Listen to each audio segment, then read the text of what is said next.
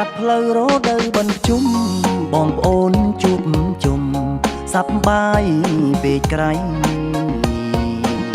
យើងជាកូនខ្មែរមិនភ្លេចតបទៅវត្តល្បាញល្បីទឹកដីដូនតាយើងមានបីភូមិចំណោះជើងវត្តពួកយើងប្រាកដគឺវត្តបឹងខ្នា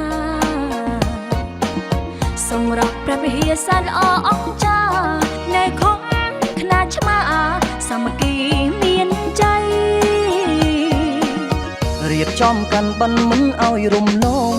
ជ្រះថ្លាកន់ឡងវត្តបឹងខ្នាណាស្រីនាំគ្នាធ្វើទានជូនតាជូនយាយពីសិនលោកលៃព្រះរួងក្នុងផ្ទះដល់ថ្ងៃជុំធំមិនឲ្យបាត់មុខយើងនាំម៉ែពុកប្រគេនចង្ហាន់ព្រះសង្ឃសូត្រមន្តអុជទៅកាន់ដូនតាចែកឋានទៅគ្រប់ទិសទី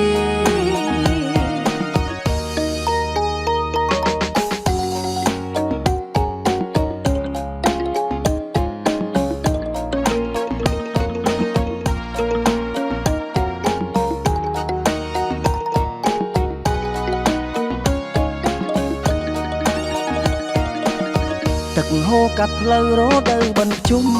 បងប្អូនជួបជុំសប្បាយពេកក្រៃយើងជាកូនខ្មែរមិនភ្លេចតបទៅវត្តល្បាញល្បីទឹកដីដូនតាយើងមានបីភូមិចំណោះជើងវត្ត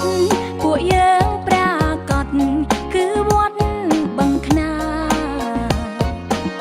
សម្រាប់ព្រះវិហារសែនល្អអស្ចារ្យនៃខុំ